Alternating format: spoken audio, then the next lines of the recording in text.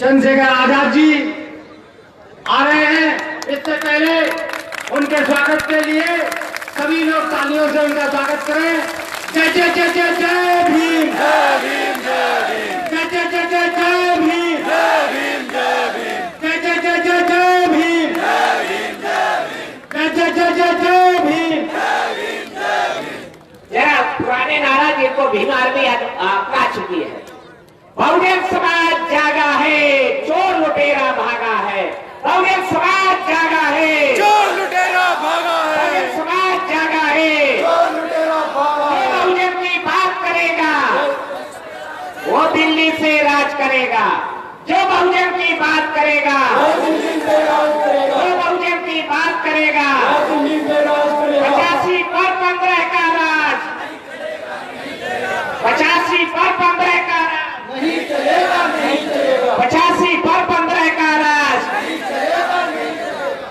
ये पुराने वो छोड़ते जाए, आप पकड़ते जाओ, आपका कल्याण हो जाएगा।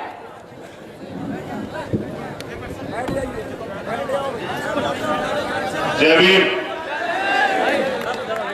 अच्छा, जिसके मन में है चोरी तो वो तो सुनो, मुझे पीछे खड़ा हो, और जो हाथ से हाथ मिला के बात करेगा ये खुलेगा, तो वो आ जाओ सामने। जिसके मन में होगी गद्दारी वो हाथ छिपा के पीछे से काम करेगा, पीछे से बात करेगा। और जिसके मन में है समाज के प्रति पीड़, जिसकी आंखें हम भी देख ले, वो आ जाओ सामने एक बार जरा, तो फिर बहुजनों की बात हो जाए। भाई इधर से इधर आ जाओ।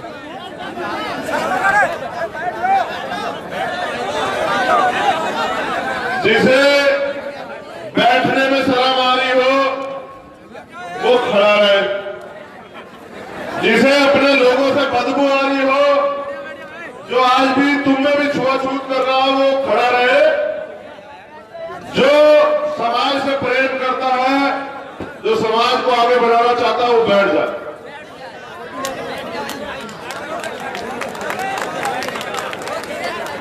अगली 1 मिनट में मैं शुरू हो जाऊंगा रेल की तरह, फिर रुकूंगा नहीं।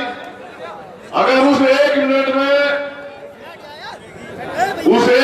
जो व्यवस्था करनी है कर लो। मैंने बताया कि जो बाबा साहब के मिशन से प्रेम करता है वो आंख में आंख मिला के सामने खड़ा होकर हमारी बात को सुनेगा, और जो सिर्फ खुद से प्रेम करता है वो खड़ा रहो, बैठ जाओ या छिप जाओ, वो मिशन नहीं चला सकता।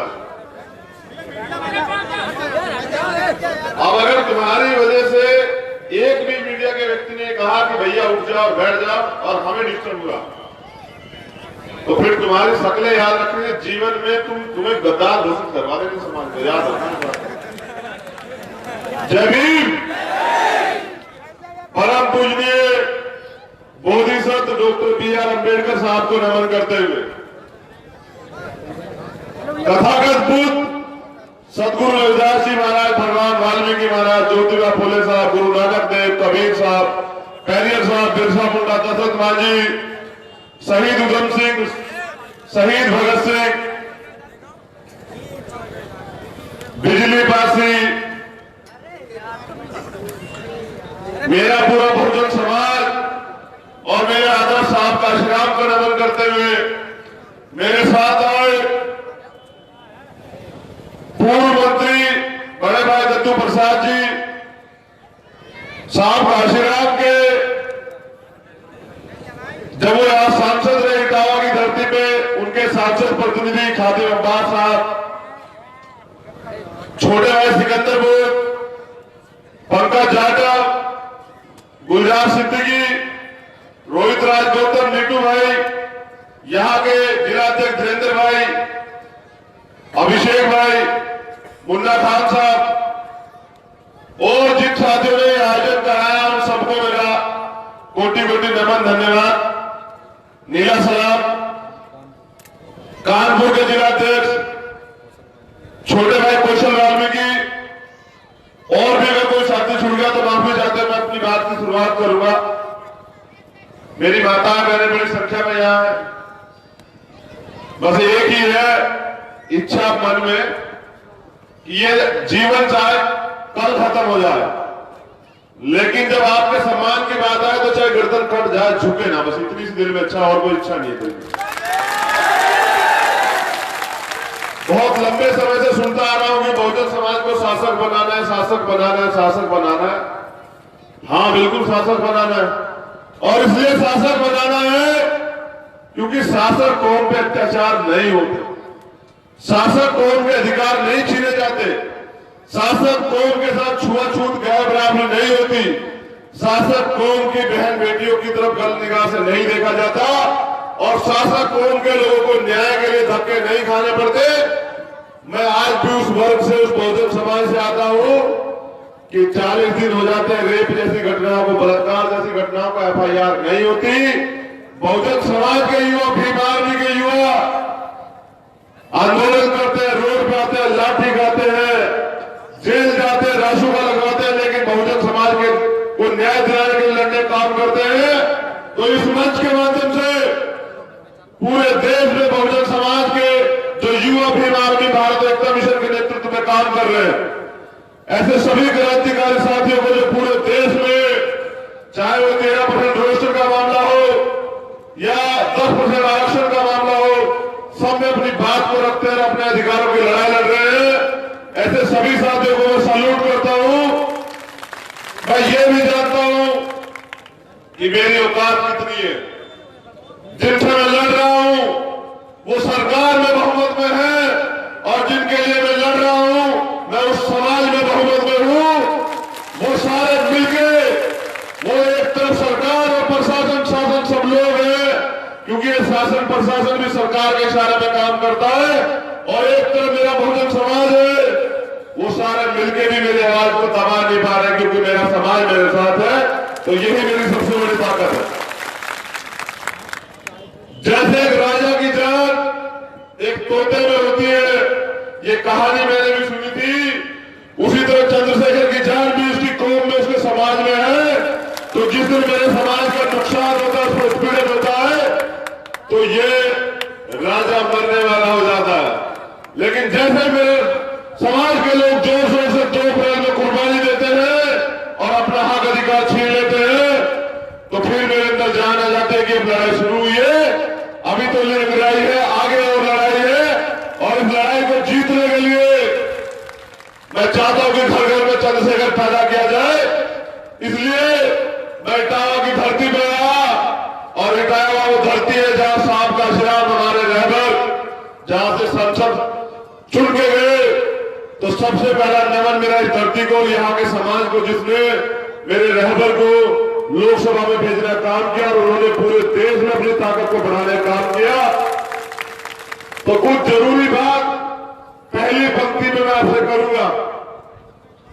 मीडिया के लोग मुझे पूछ रहे थे दिल्ली में कि भैया आप भाजपा के इतने खिलाफ क्यों, रोज उनको हराने के लिए लड़ते रहते हो, हराऊंगा हराऊंगा हराऊंगा, सत्ता में बेदखल करूंगा, तो ऐसी क्या बात है। आज भी मीडिया के लोग यहां हैं, आपका सवाल फिर आएगा, जवाब मैं अभी लेके आया हूं, सुन लीजिए। मेरा जवाब आज भी यही है, और पूरी जिंदगी आखिरी दम तक यही रहेगा कि संघ से ये की नीति से देश नहीं चलेगा। ये देश चलेगा तो बाबा साहब परम पूज्य डॉक्टर BR अम्बेडकर साहब के संविधान से। और मैंने अभी मुजफ्फरनगर में बताया था कि जो संविधान की भाषा समझते हैं उसका स्वागत करते हैं, वरना भीम आर्मी का जितना झंडा मजबूत है, तो उससे ज्यादा भीम आर्मी का झंडा मजबूत है। और अभी तो मैंने अपने लोगों की सुरक्षा की जिम्मेदारी ली है, उनके हक अधिकारों को बचाने की जिम्मेदारी ली है। जिस दिन मैंने अपने समाज के, बहुजन समाज को शासक बनाने की, ऐसे युवाओं को, धीरेन्द्र जैसे युवाओं को विधानसभा लोकसभा भेजने की जिम्मेदारी ले ली, तो मनुवादी संसद में घुसने से परहेज करेंगे। वो कहेंगे भीम आर्मी तो यहां भी चली रही, ऐसा ना हो कि संसद में इलाज कर दे। तो जो जरूरी बात है आपसे कह रहा हूं, मैं बड़े गौर से सुनना। मेरा विरोध उनसे क्यों है? मेरा वजूद संविधान से है। और जो अगर 2018 को कुछ लोगों ने इस देश का संविधान जो बड़े क्या तो उनको मेरे पास शब्द दिए, मैं संविधान का पालन करता हूं, ऐसे लोग जो अपने आप को दबंग बाहुबली कहते हैं और लोग तो दिल्ली में बाबा साहब के संविधान को जला देते हैं, क्या ये बताओ अगर संविधान चला जाएगा तो तुम लोग सुरक्षित रह पाओगे? हाथ उठा के बताओ संविधान के अंदर सुरक्षित हो? तो जब संविधान चला तो किसी राजनीतिक दल के पेट में दर्द नहीं हुआ, क्योंकि उन्हें सिर्फ अपनी रोटियां सेकनी है। वो आज इतने मजबूत हो चुके हैं पैसे से लेकर सब चीज से कि उनको फर्क नहीं पड़ेगा देश का संविधान चला जाएगा। मुझे फर्क पड़ता है, क्योंकि मैं बार बार कहता हूं,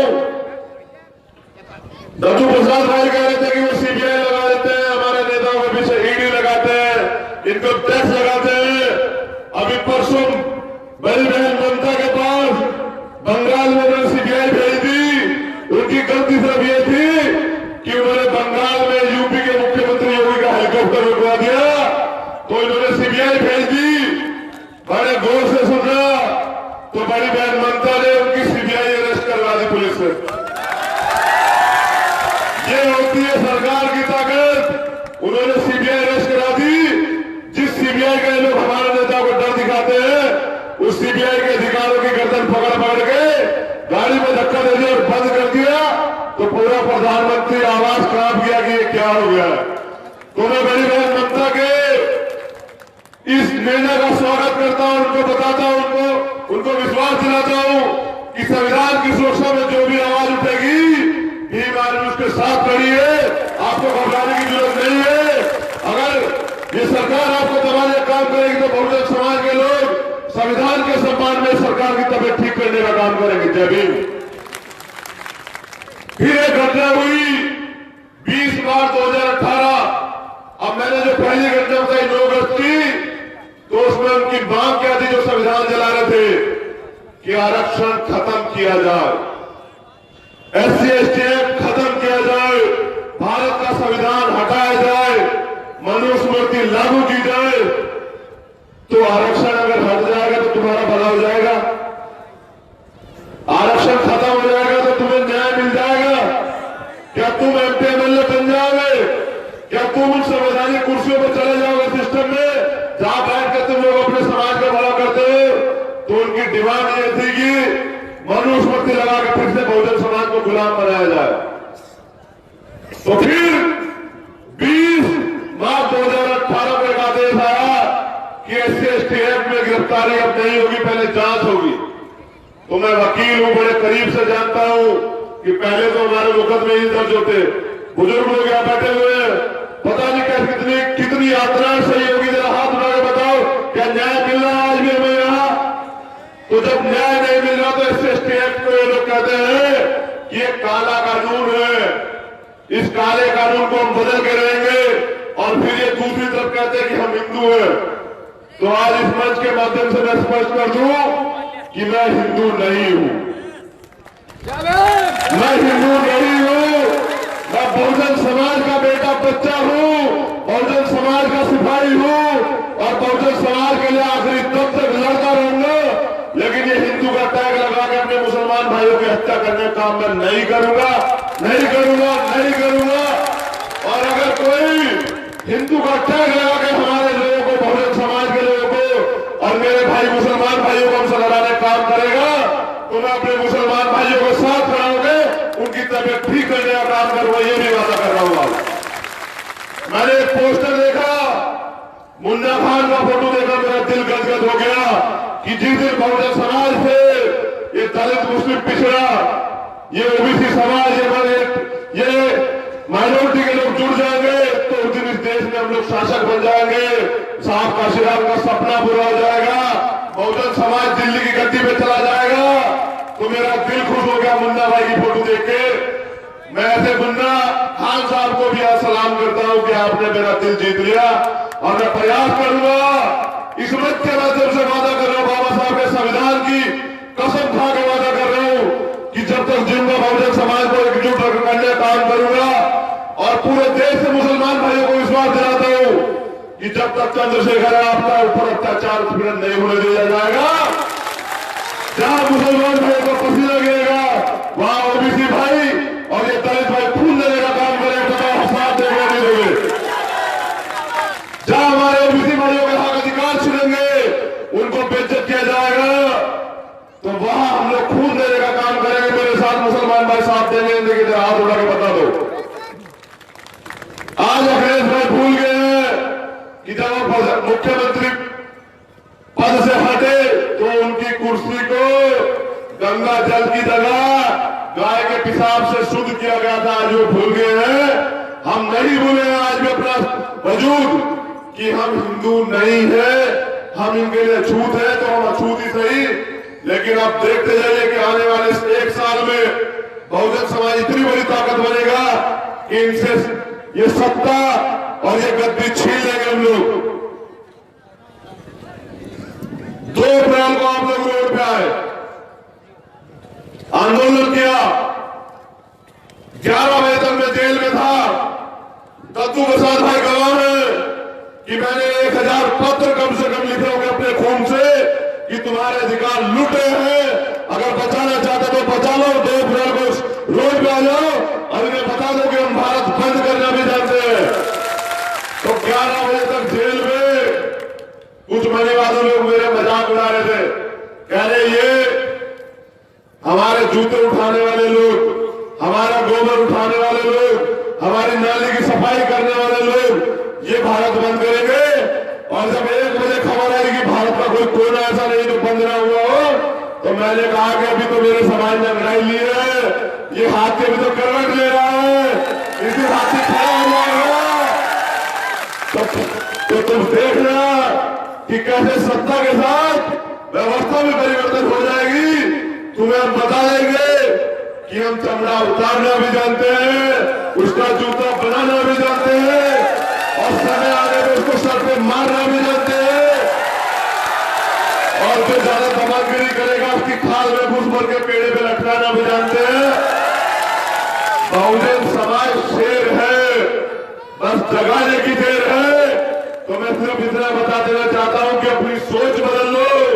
जो लोग ये सोचते हैं कि आज का युवा गुलामी करेगा, तो वो अपनी मानसिकता बदल लो। तुम्हारी सोच को जूते की नोक पे रखते हम लोग गुलामी बर्दाश्त नहीं करेंगे, नहीं करेंगे, मर जाएंगे, मिट जाएंगे।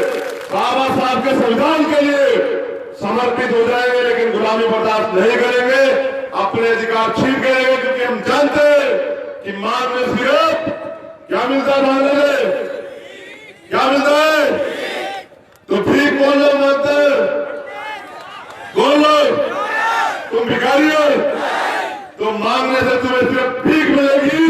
ये देश तुम्हारा, तुम्हें छीनना पड़ेगा और छीनने के लिए तैयारी करनी पड़ेगी। और ये तैयारी जब हो जाएगी उस दिन मेरी बहनें अपने आप को सुरक्षित महसूस करेंगी।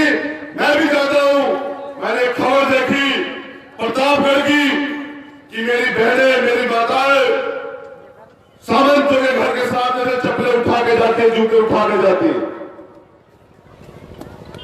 जब इस देश में संविधान है और संविधान में सबको बराबर के अधिकार है, तो आज सामंती व्यवस्था लागू कहा। तो अगर ये यूपी में हो रहा है तो डूब मरने की बात है हमारे लिए। मैं निवेदन करना चाहता हूं प्रतापगढ़ की बहुजन समाज की बहनों से, बहुजन समाज की माताओं से कि जूता उठा के नहीं, जूता 2 बार ठोकर मार कैसे चलिए। मैं देखता हूं उसे कौन जूते उठाता, मैं देखता हूं कौन मार जाए, कैसा जूते उठाओ। जो देश के संविधान के खिलाफ जाएगा उसकी सीधी जगह वही है कि वो जेल जाएगा, वो महिला कोठे में नहीं रहेगा। ये ऐलान भी माननीय आज जंग का ऐलान करती है कि बाबा साहब के संविधान को सुरक्षित करेंगे, उसको कटने पटने नहीं देंगे। एक मीडिया के सवाल पे मेरा जवाब यह है कि मैं क्यों भाजपा का विरोधी हूं। मैं इसलिए भाजपा का विरोधी हूं क्योंकि भाजपा का एक मंत्री ये कहता है, अनंत हेगड़े, कि हम संविधान बदलने आए हैं। तो अनंत भाई, मैं जूते तो तुम्हें मारूंगा नहीं, लेकिन ये बता देना चाहता हूं कि संविधान तो तुम्हारा बाप भी नहीं बदल सकता। संविधान तो तब बदला जाएगा जब इस देश के 85% बहुजन नपुंसक हो जाएंगे, उससे पहले संविधान नहीं बदला जाएगा।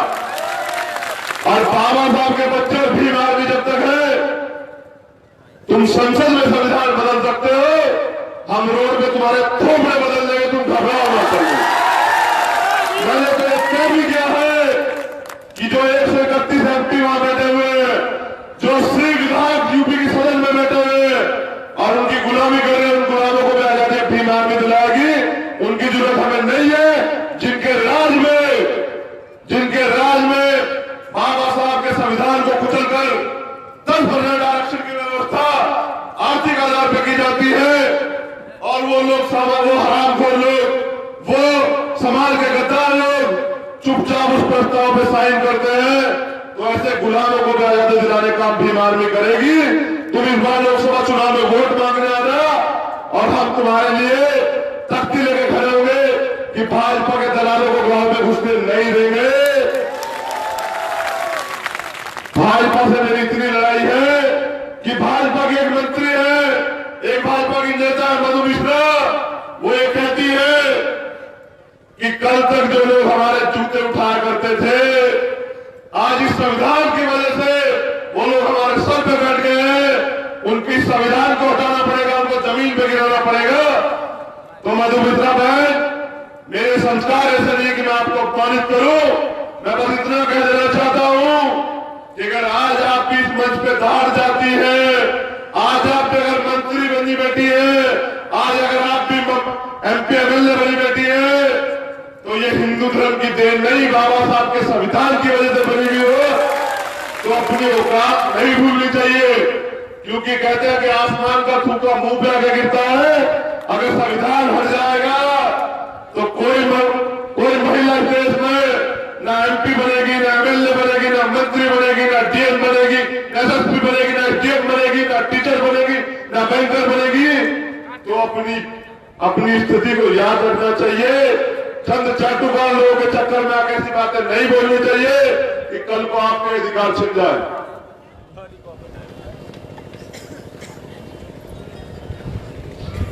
मोहन भागवत जी जो RSS के प्रमुख हैं, वो ये कहते हैं कि सब हिंदू है, ये देश हिंदुस्तान है और 2025 तक हम इसे हिंदू राष्ट्र घोषित कर देंगे। तो मेरे मुस्लिम भाई थोड़े से डर जाते हैं।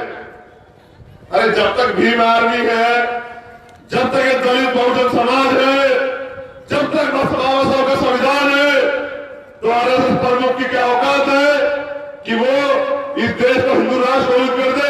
हमने जिम्मेदारी ली है कि हम इस देश को बहुजन राष्ट्र घोषित करेंगे, बाबा साहब का राष्ट्र घोषित करेंगे, इस देश को प्रभुत्व भारत बनाएंगे। हमारे होते बनाओ तुम, हमारे होते बनाओ हिंदू राष्ट्र।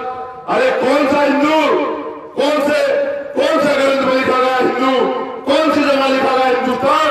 ये देश भारत है, भारत दैट इज इंडिया, और ये भारत ही रहेगा। इसको हिंदुस्तान करने वाले होश में आ जाओ। बहुजन समाज जाग रहा है, पूर्ण समाज मांग रहा है, अपने अधिकार छीन के लेंगे, लेकिन गुलामी बर्दाश्त नहीं करेंगे। मैं अपनी बात को विराम दूंगा। एक डायरी मुझे दी गई थी, जो यहाँ के शिक्षा मंत्री हैं भीम आर्मी के, वो डायरी मुझे दे दो।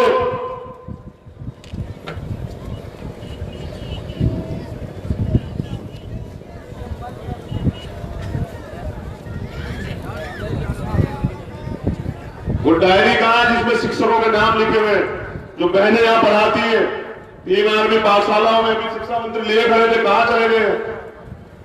यह सिर्फ दिखाने के लिए लाए थे हमें। वो जहां भी ले आए, बस मैं कह देना चाहता हूं, बड़े गौर से सुनना कि पिछले दरवाजे से इस देश के संविधान को कुचलने का काम किया जा रहा है और कुछ लोग, हमारे लोग भी उनकी मदद कर रहे हैं अपनी राजनीतिक रोटियां सेकने के लिए। बड़े गौर से सुनना। एक बात बताओ मुझे, अगर इस देश में सब चीजें प्राइवेट में चली जाएंगी तो क्या इस देश में आरक्षण बचेगा? जब आरक्षण नहीं बचेगा तो क्या भागीदारी होगी? तो जब भागीदारी नहीं होगी तो तुम अपने लोगों का भला कैसे करोगे? तो अभी भाजपा के लोग रेलवे का निजीकरण करने का प्रयास कर रहे हैं। तो हमने तय किया है कि सारे लोग चुप हो जाएं, सब अपनी राजनीतिक रोटियां सेकने के लिए इनका समर्थन कर दे, लेकिन हम बाबा साहब के संविधान की हत्या नहीं होने देंगे। क्योंकि बाबा साहब ने हमें कहा था, जब बाबा साहब 1956 में हमारे बीच से चले गए तब तो बीमार में नहीं थी, तब तो चंद्रशेखर नहीं था, लेकिन बाबा साहब ने एक बात कही थी कि जब तक इस देश का संविधान जिंदा है मुझे मरा हुआ मत मानना मेरे बच्चों। जब तक इस देश का संविधान जिंदा है मुझे मरा हुआ मत मानना मेरे बच्चों। जब तक इस देश का संविधान जिंदा है, डॉक्टर बी.आर. अम्बेडकर जिंदा है, डॉक्टर बी.आर. अम्बेडकर जिंदा है।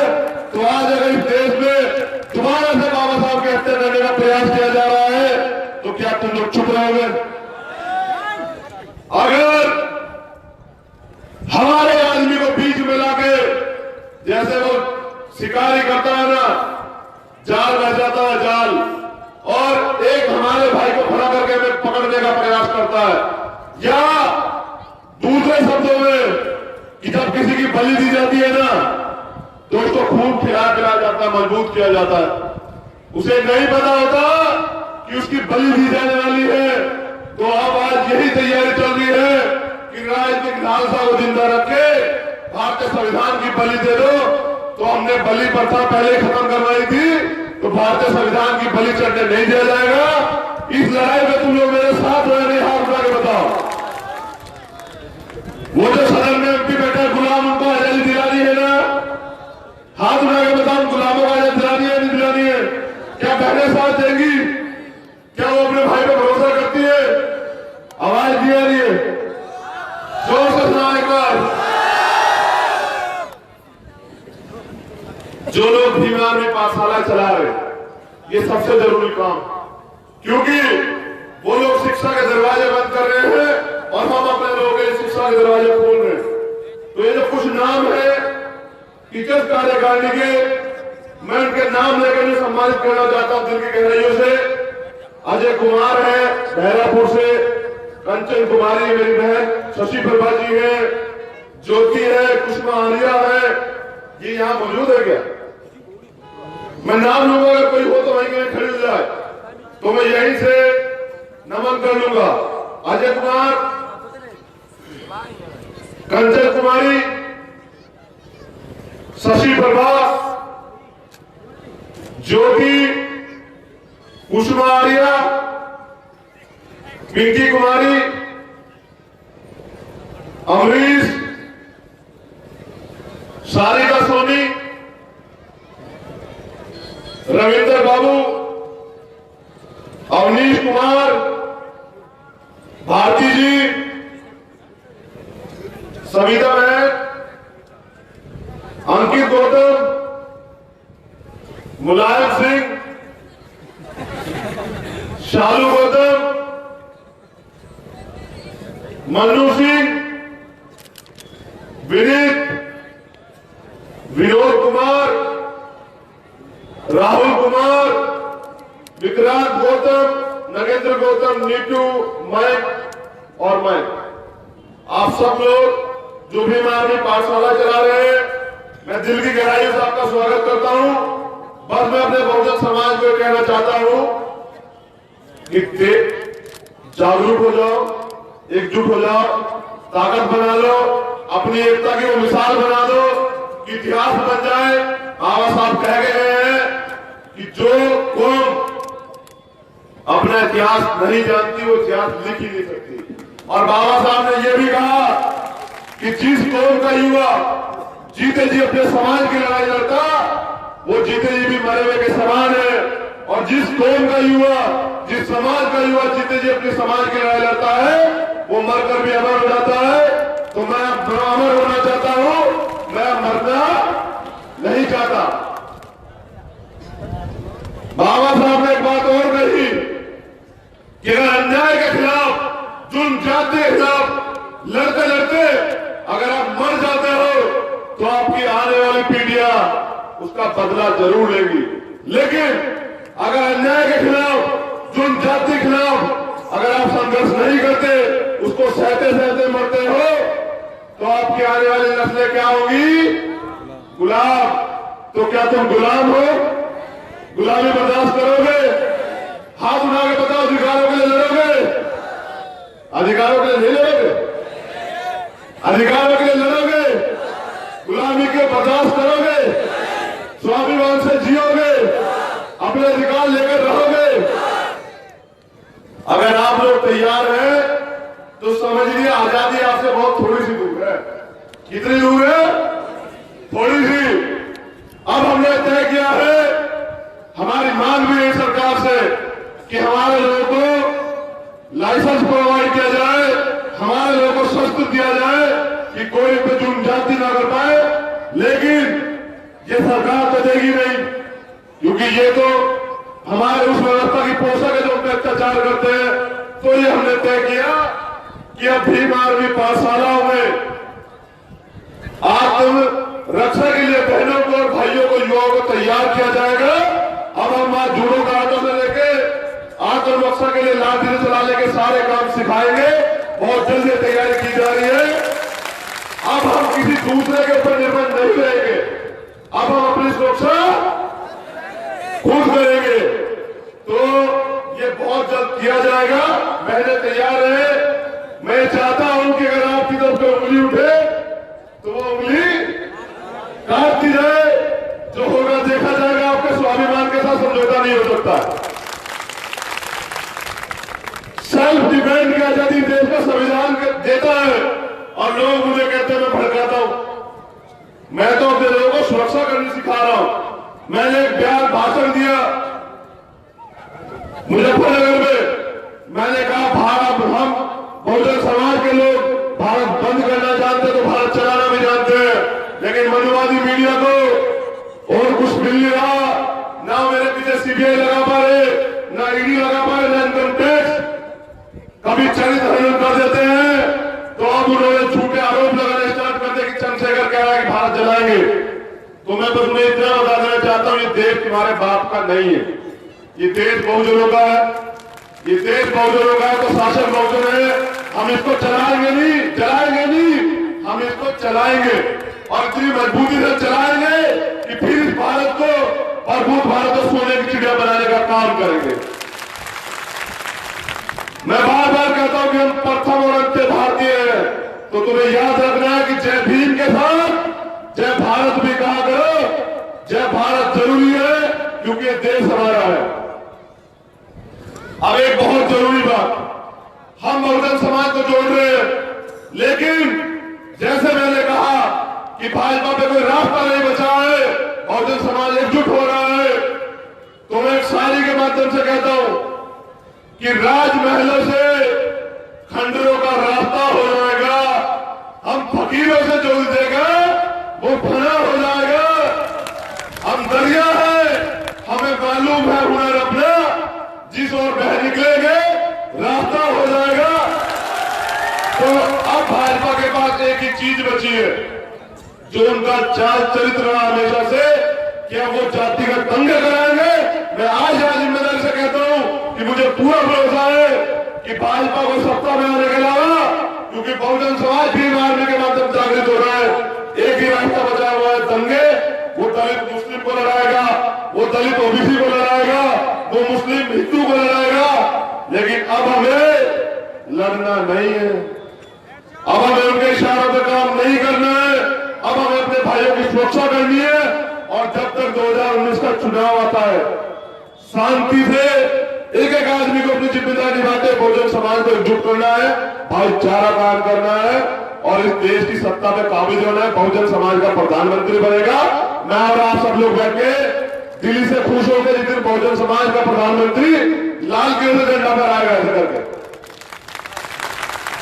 अगर राज चाहते हो तो संघर्ष करना पड़ेगा, क्योंकि संघर्षों से लाल पैदा होते हैं और समझौतों से क्या पैदा होते हैं? क्या पैदा होते हैं? दलाल। तो इसलिए बार बार हम लोग कहते हैं कि संघर्षों के वादी है, हम अम्बेडकरवादी है। तो एक समझौता हुआ था पूना पैक्ट से दलाल पैदा हो गए। संविधान जनता बोल तो नहीं है। तो अब हमें दलाल पैदा नहीं करने। एक बहुत जरूरी बात, संविधान किसने जलाया? मनुवादियों ने। SC/ST एक्ट का विरोध कौन करते हैं? मनुवादी। हमारे लोगों में जुल्म ज्यादती कौन करता है? और अगर तुम ये कहो कि मैं ईमानदारी की बात कह दूं आज, तो हाथ उठा के बताओ कि सच सुनना चाहते हो? सच सुनना चाहते हो? तो बस इतनी सी मदद कर दो मेरी कि इस बार किसी मनुवादी को लोकसभा में मत भेजना।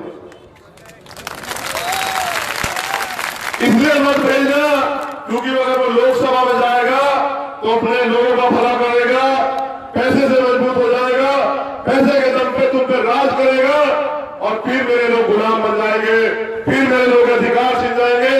तो मैं बहुजनों की स्वतंत्र आवाज हूं, मुझसे ये नहीं देखा जाएगा। आप बहुजन समाज के प्रत्याशियों को MP सदन में भेजिए कि वो अपने लोगों का भला करे। वो आप कुशवाहा साकेत मौर्य, जाट गुजर को विधान लोकसभा भेजिए।